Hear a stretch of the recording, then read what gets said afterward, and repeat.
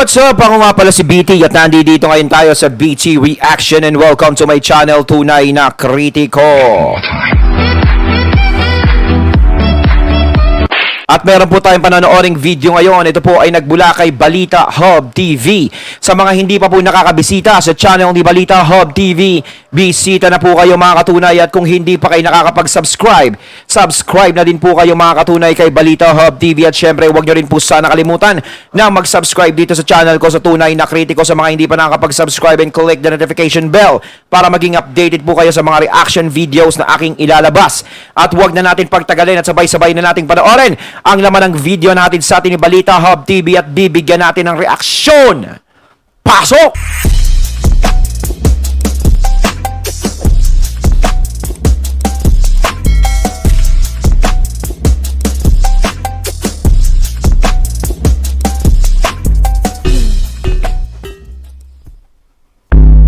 Ayan, paalala. Siyempre, Suki, ang paborito nating si Sir Jake.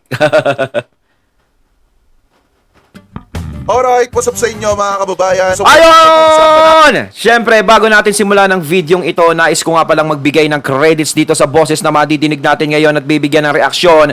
Walang iba kundi si Jake Magnus. Sa mga hindi pa po nakakabisita sa channel ni Jake Magnus TV, bisita na po kayo mga katunay. At kung hindi pa kayo nakakapag-subscribe, subscribe na din po kayo mga katunay kay Jake Magnus TV. Pagpatuloy natin. Mga kababayan, yung patungkol po sa lumalabas na balita ngayon na ito daw pong resulta ng hearing ng TVJ kontra po dito sa Tape Incorporated mga kababayan ay malapit na daw pong lumabas. At dito mga kababayan, matatalakay po natin yung GMA Network to present witnesses at TVJ's Itbulaga Copyright Infringement Trial mga kababayan. So ibig sabihin, nandoon na tayo sa copyright, wala na tayo dun sa preliminary injunction mga kababayan, tapos na yon. So ito naman po yung pinaglalabanan nila at paglalabanan nila sa Monday, yung copyright infringement trial mga kababayan. So kaabang-abang at matindi ito. Kasi kasali na dito ang GMA 7. Nako! So ngayon mga kababayan, magbibigay po tayo ng update patungkol po doon. Pero bago po natin pag-usapan yan, ay nais ko po muna sabihin sa inyo na kung kayo po ay bago pa lamang po sa ating YouTube channel, hinihikayat ko po kayo na huwag nyo po sanang kalimutan na i-like itong ating live streaming na ito at huwag nyo na rin pong kalimutan na mag-subscribe sa ating YouTube channel. Hit nyo na rin po ang ating notification bell para lagi po kayong updated sa tuwing mag-upload po tayo or magla-live ng mga ganitong klase ng issue. At gusto ko din po kayong batiin ng isang magandang umaga, tanghali, hapon, gabi, saan man sulok kayo ng mundo naroroon, mapa sa Pilipinas man po kayo or ibang bansa, sana po ay nasa mabuti po kayong kalagayan at gabayan po kayo ng ating Panginoon. Mabuhay po kayong lahat. So anyway mga kababayan, ito umpisahan na po agad natin ang ating usapin dito sa pamamagitan. Sabi ni eto kay Models of Manila, yan kinikredit natin kay Models of Manila TV. Kanya po yan, hindi po yan natin gagawan lamang po natin ng reaction video. Oy, Armin Patricio, mega love shoutout po. Thank you po sa pakape. At saka kay Ate Shirley Fernandez, thank you po sa pakape po So anyway mga kababayan, eto na. Sabi dito ni Models of Manila, balik Marikina tayo sa Lunes. GMA ang next na magte-testify sa Tape versus TVJ. Copyright sa copyright case. Resulta ng injunction malapit na rin lumabas. So anyway mga kababayan, pakinggan natin to. So bago ko po i-report sa inyo yung latest Ayun, na sa Models of Manila, sa syempre credits, syempre, no? hearing sa Marikina ay quick update lang sa Newtam ratings nitong huling 2 araw. Okay? Right. So magsimula po tayo nung Monday. So nung Monday, Ay Ma'am Lucky, Ma'am Tri, thank you po sa pakape po October 16, ang EAT po nangunguna pa rin with 4.2, yung sa Tape with 3.5, at sa It's Your Lucky Day with 2.6%. Ito yung sinasabi ko kanina, matatalakay din natin to. Ang nakuha ng EAT ang nakuha po ng EAT mga kababayan October 16 ay 4.2%.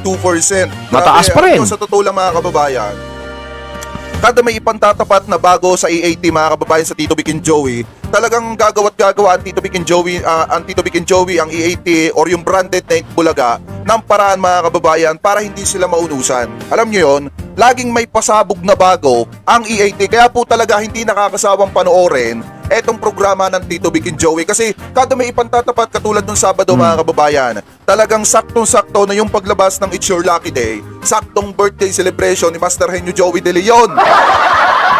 Kaya talaga kung makikita ninyo, pagdating sa rating talagang angat ang EAT, ang Tito Vic and Joey dahil laging may bagong pasabog. Ano po? Tama naman yon. Nakita naman natin na ang Itbulaga noon ng jadyaan ng TVJ is hindi talaga bumagsak ang noontime show na yan. Napakarami ng naging katapat niyan. Maraming sumubok.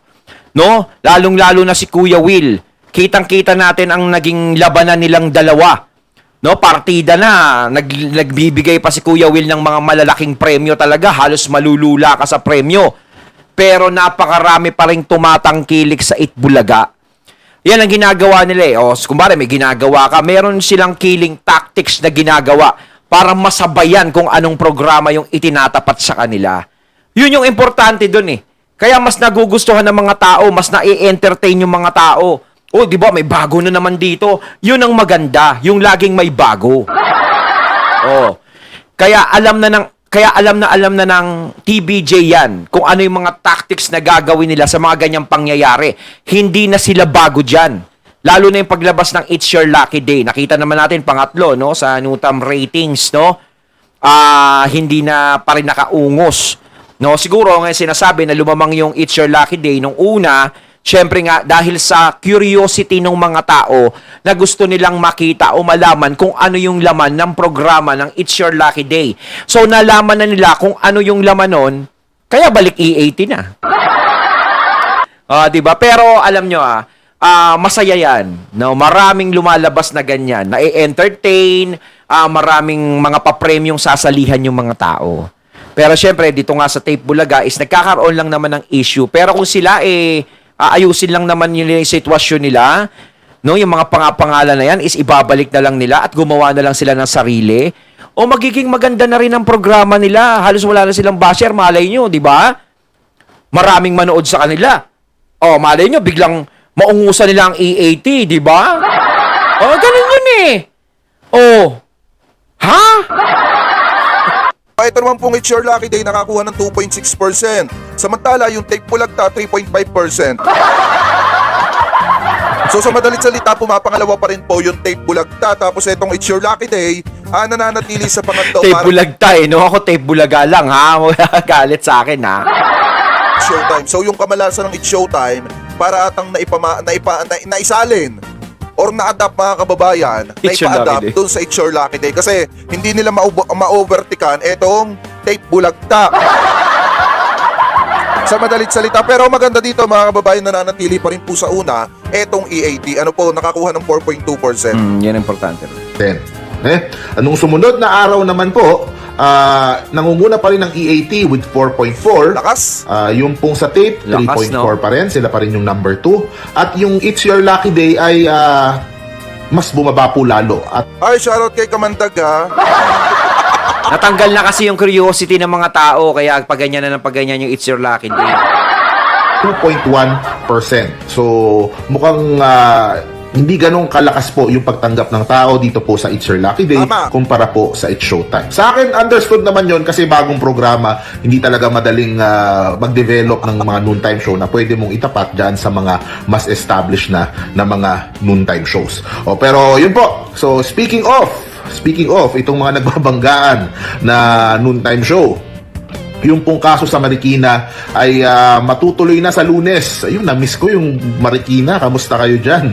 Pupunta na naman tayo. Kakain na naman ako dun sa karinderya, doon sa gilid ng korte. Alright. Nakakamiss pumunta dyan sa Marikina. At babalik pala tayo this Monday. Kasi po, merong bagong report. Yung pong Manila Bulletin na magkakaroon na po ulit ng hearing sa Monday. This time ay kasama naman po yung mga taga-GMA. Alright. GMA Network to present witness to So ibig sabihin, magsasanib puwersa na ang GMA7, ang GMA Network mga kababayan at saka ang Tape Incorporated. Para depensahan yung titulong Itbulaga. Obo, talagang, hello. Eto sa GMA, kakatok lang po ako. Kaya nga po tayo kapuso, no? Sana may puso tayo. Pero sana naman, no, nagkaroon kayo ng konting delikadesa man lang. No? Kasi siguro iniisip nyo, o kumikita kayo sa tape, nagbabayad sa inyo. Pero sa totoo lang po, no, saan po kumukuha ang tape ng ipinangbabayad sa inyo? Yun ang tanong. So sasabihin niya, bakit? May mga advertiser yan eh. So nagbabayad dyan doon sa tape. O sa mga advertiser kami, dyan, yung tape. Ganto. So eto po rin ang tanong. Dami ng tanong. Bakit po pumasok yung advertiser dati sa Itbulaga? Dahil sa TVJ. Di ba po? Kasi kung ikaw, nakikita mong maraming sumusuporta doon sa pinapanood ng mga tao, anong ibig sabihin nun? Ibig sabihin, kung naglagay tayo doon, magiging mabenta tayo. Ang ibig sabihin nun, ang nagpapalakas sa programang yon yung laman nun. Siguro iniisip nyo dahil sa pangalang Itbulaga, kaya malakas sila. Hindi po. Dahil po sa laman yan. Kung ano po yung laman ng Itbulaga, sila po yung nagpapahatak sa mga advertiser, kaya kumikita yung management ng Itbulaga. Ayun yun. At yung management, kapag kumita, is yun ang ibinabayad sa inyo sa upa. Di ba po? Hindi naman basta-basta papasok ang mga advertiser na yan kung alam nila na walang kalatoy-latoy ang isang programa. Siyempre, ang importante sa kanila is negosyo. Yung ma-endorso, yung produktong gusto nilang ilabas doon sa programang yon.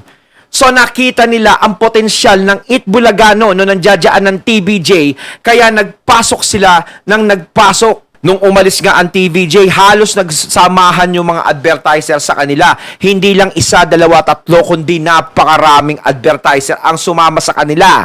Dahil alam ng mga advertiser kung sino talaga ang tunay na humatak sa kanila. Tapos ngayon, kakampihan niyo yung ganito, ganyan, sige, ano na natin? Ilaban natin Itbulaga, tulungan namin kayo. Sana nagkaroon na lang kayo ng delikadesa kahit papaano na ang ginawa naman sa ating serbisyo ng TVJ is napakaganda. Dapat yung sinasabi nyo hindi kayo nakikialam. Sana tinuloy-tuloy nyo na lang. Di ba? Ganun yan eh. Para depensahan yung titulong Itbulaga. So sa madalit salita mga kababayan, hindi naman pala pinababayaan ng GMA7 netong Tape Incorporated. So sa madalit salita mga kababayan, tinutulungan pa rin ng GMA Network itong Tape Incorporated. Dahil kung makikita nyo naman dito, GMA Network to present witnesses at TVJ's Itbulaga copyright infringement trial mga kababayan. So ibig sabihin, nandoon na tayo sa copyright, wala na tayo dun sa preliminary injunction mga kababayan, tapos na yon. So eto naman po yung pinaglalabanan nila at paglalabanan nila sa Monday, yung copyright infringement trial mga kababayan. So kaabang-abang at matindi ito.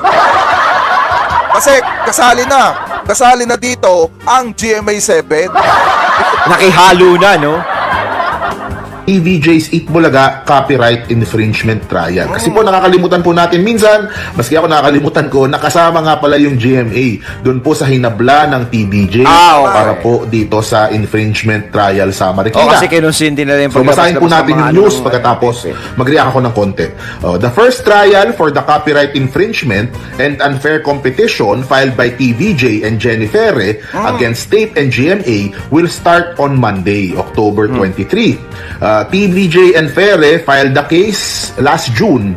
Yun sa copyright infringement, unfair competition, otherwise known as the Intellectual Property Code of the Philippines, with application for issuance of a writ of preliminary injunction. They are asking the court to issue an injunction to stop Tape from replaying Itbulaga episodes, segments, and audiovisual recordings done before May 31 this year and using the title Itbulaga. So sa madalit salita pala mga kababayan, kaya pala kasama dito ang GMA7 kasi nga pala sa kanilang network nag-ere. Ano po yung Bulaga nung ipinalabas yung mga ilang episode na talaga masasabing replay na sinasabi ng Tito Big and Joey na pagmamayari pa nila yon. Kaya nga copyright. Ano po, kaya kasama itong GMA7 do sa copyright infringement na kaso na isinampa ng Tito Big and Joey. Yun pala, sa kanila nga palang network nag-ere yun mga kababayan. Kaya naman pala, no? Kumbaga, magko-kontra-demanda ang GMA. Sabi, dinamanda nyo kami, ganito, hinabla nyo kami, di apply na tulong kami, parang gano'n. Pero sa akin lang, no? Hindi naman, kung di naman nila kinonsinte yung yung gano'n na i-play, baka sinabi nila, huwag nyo na i-play yan, baka sumabit kami dyan. Di ba pwede naman yun? Di ba? Huwag nyo na i-play yan, yung ng TVJ, kasi wala na sa inyo yan, baka sumabit yung channel namin. Sana naisip din nila yun. At saka magbigay na rin ng respeto sa TVJ, sana gano'n na lang. Marami tayong butas na pwedeng makita. Hindi may iwanan at hindi maabsuelto dito etong GMA7. Kasama't kasama po sila dahil sa kanilang pong network nangyari yon. Ano po, ipagpatuloy pa natin. Kung gusto nila mangyari, lahat ng episode na nandoon ang mga pagmumuka nila Bossing Vic, Tito, Joey De Leon, no? Basta lahat ng mga episodes na ginawa before May 31 nung sila ay nagpaalam ay sa tape ay ayaw po nilang ipalabas doon dito sa GMA. And at the same time, Kung tutusin nga mga kababayan, pwede pa sampahan ng Tito Vic and Joey etong Tape Incorporated at saka itong GMA7 patungkol doon sa paggamit nila doon sa Pinoy Abroad mga kababayan, na kung saan nandudun yung mga mukha nila pero iba na yung mga nakalagay na pangalan, which is mga pangalan ni na Buboy, ni na Betong, ni na Paulo Contes. Kung matatandaan nyo yun, di ba, natalakay natin yon. Kung tutusin, pwede pa silang ireklamo doon. Kaso nga lang mga kababayan, nakapokus tayo dito sa copyright infringement na ito mga kababayan at saka doon sa preliminary injunction. Pero kung tutusin, kasama po dapat yon. Ano po, at doble reklamo yon laban dito sa GMA7 at saka po sa Tape Incorporated. Hindi nga lang napagtuunan ng pansin. Pero I think mga kababayan, parang napansin nata ni Tito sa inyo. Ano po, so ipagpatuloy pa natin. they want them to stop using the title Eat Bulaga. Yun. So, the Marikina Regional Trial Court set the date after it finished the hearings in the writ of preliminary injunction, which was tackled first before the main case. Okay? So, nauna yung writ of preliminary injunction, yun yung sinubaybayan natin for the last 3 months. On October 23, GMA will present its witness with the next hearing set on October 27. So, dalawang ano pala yan. So, dalawang magkasunod, 23, 24, 25, 26, 27, Friday. Okay? So, the court will decide if TVJ and Fere have a claim for copyright infringement against Tape over the entire show with Eat Bulaga and the show's jingle, and if a permanent injunction can be issued against the two defendants. Una, claim sila ng damages doon sa pinalabas na replay nung wala sila. Pangalawa, pipigilan nila na for them to show ever again, 'di ba? Hindi yung black time nyo dyan, never nyo pwedeng gamitin yung mga kahit anong episode na nandun kami. Yun nata mga Oo, kasi kababayan. wala na yung TVJ dyan, hindi na nila pwede air yun. Yung kung matatandaan nyo, yung tinutukoy na claim doon mga kababayan, yung sa damages, parang yun ata mga kababayan yung nasa 17 million, 17.4 million mga kababayan. 17.4 million po yun mga kababayan. Parang yun. Kung matatandaan nyo, di ba, parang may hinihingi atang danyos perwisyo, etong Tito Vic and Joey na nagkakahalaga ng 17.4 million mga kababayan. Parang yun yung pagkakatanda ko, pakitama na lamang po ako. So yun po ata yung tinutukoy dito. Ano po, dahil kung matatandaan nyo, nauna nga mga hearing or naunang pinaglabanan ng TVJ at saka ng Tape Incorporated yung patungkol do sa preliminary injunction na layunin na pahintuin etong tape sa paggamit ng trademark or ng title na Eat Bulaga. Ayon, at ating natunghayan ng video na nagmula kay Balita Hub TV at syempre credits doon sa boses na naririnig nating nagsasalita na yon na si Jake Magnus at syempre credits to Models of Manila. Ayan kayo mga katunay, ano masasabi nyo tungkol dito? Comment lang po kayo. So once again, I'm BT and I'm out. Peace.